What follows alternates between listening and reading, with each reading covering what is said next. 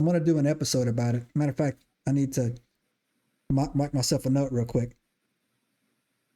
Was this story somewhere out of, I want to say, in the northeast part of Massachusetts? I'll give you the cliff notes real quick if you want to go and look at. This is a good story. This will be right up your. This will be right up your alley. Yeah. Actually, it was three women, three generations of women: a grandmother, a mother, and a daughter. Life happened. Daughter got divorced, had to move back in with her mom. Right. So they were. Yeah. So they were in there. They were in. They had a house. Grandmother had a pretty nice house, but it was that area has a very specific type of architecture, more like cottage styles, right? Cottage type houses. And the grandmother had a shed, like a little shed out there, right? And the daughter, the youngest one, her granddaughter, started telling her grandmother that a gnome was harassing her, like a gnome, right? Was harassing her, right? Like a garden gnome. And she was describing it to her, right? And there was a terrifying encounter one night where all three of them were coming back from the grocery store, and they got chased it chased them into the house. It was living in the shed, right? It chased them into the house, and they had to lock the doors, and it was doing all kinds of wild stuff. And so it scared them so bad.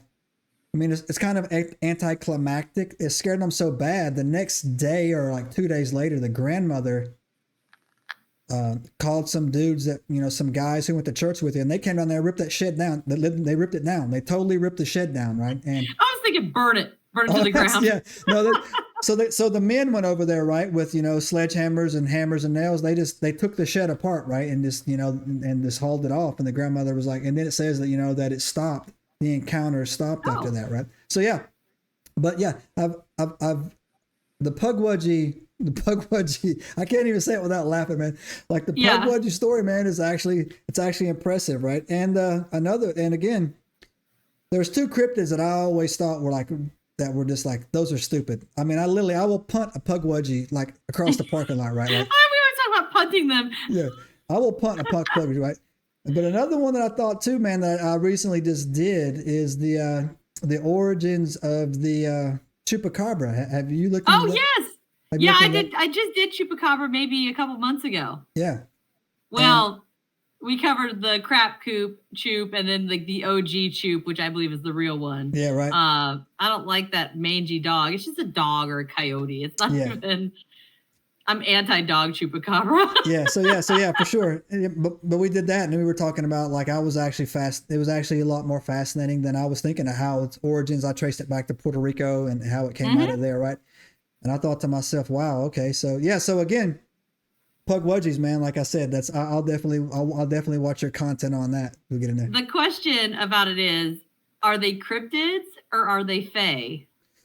That is a great question, because I actually got into this how you want to go full nerd? Let's go full nerd, Enigma. Right? It's been a while since I went full nerd. When you go full nerd, you have nerd conversations with people that can get heated, right? So I had a conversation whether or not a vampire would be a cryptid or not, right? And I was always I don't think it would be. But some people go the other way, right? But the thing. So this book I read over here, right, is the 54 book of Apocrypha. It was the 54 books that were taken out of the Bible, right? And in there is the book of Enoch. And the book of Enoch, again, people who've watched my show know that I always reference this. It's this. The book of Enoch is the Anunnaki story. It's the same story, told in a different manner. The Sumerian tablets will tell the Anunnaki story as a UFO encounter, where Enoch will tell it as a spiritual encounter. A lot of people don't realize this, but when you look at the timelines, Enoch was on the earth the same time the Anunnaki was here. He was there. Enoch left right before the flood. He left the earth, right?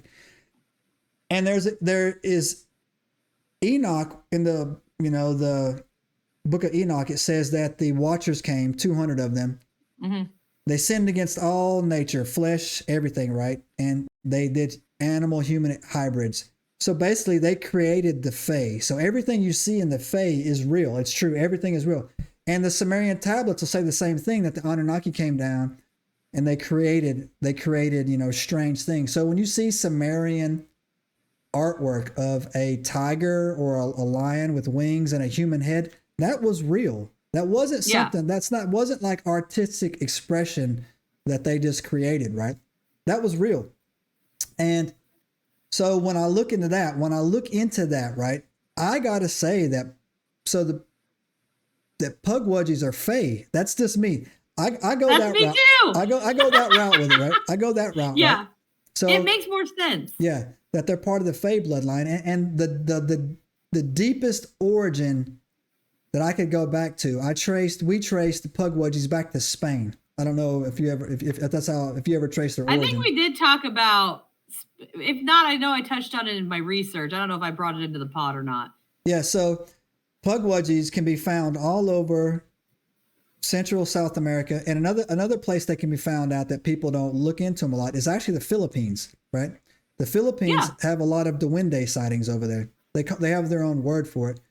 But when the Spanish actually conquered Central South America and the Philippines, so everywhere the conquistadors went, these little beings, they start showing up. They just showed up, right? Now the Native Americans have an origin story of the Pugwudgie up in the Northeast, how they, they were fighting a giant or whatever. It's a great story on that. But for me, I like my Pugwudgies fish, man. Like I said, we talked about, I'm pretty sure we talked about the giant. Yeah. In there, like they killed one and then they got, exiled and then they came back for revenge. So another thing too that I don't know if you touched on this. I actually covered, it was something different. The Minehune or something. It's like Menehune. They're in Hawaii and like some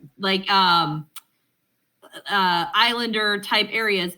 They're small creatures again. They come out only at night. Only certain bloodlines can see them. It reminded me a lot of a Pugwudgie, but not exactly. But I was like, well, maybe they are this, like, kind of like you have a poodle and a Yorkie. They're in the same like section, just different branches. And that's what it kind of reminded me of as I was covering it. I'm like, wait a minute. So check those out because I think they were in like Pacific Islands and Hawaii and stuff like that. But yeah, so there's probably I mean there probably has some type of Samoan. I mean, so fun fact, Enigma, it's Hawaii is one of the most haunted places on the earth, literally. And I forget, Gettysburg is like number 3. I can't remember the number 1 haunted place on the earth, right? Or on, in the Americas. I won't say the earth, sorry. I went too big on that. So in the Americas, Hawaii is like number 2. Subscribe now and turn on the notifications to join us on this extraordinary journey into the unknown.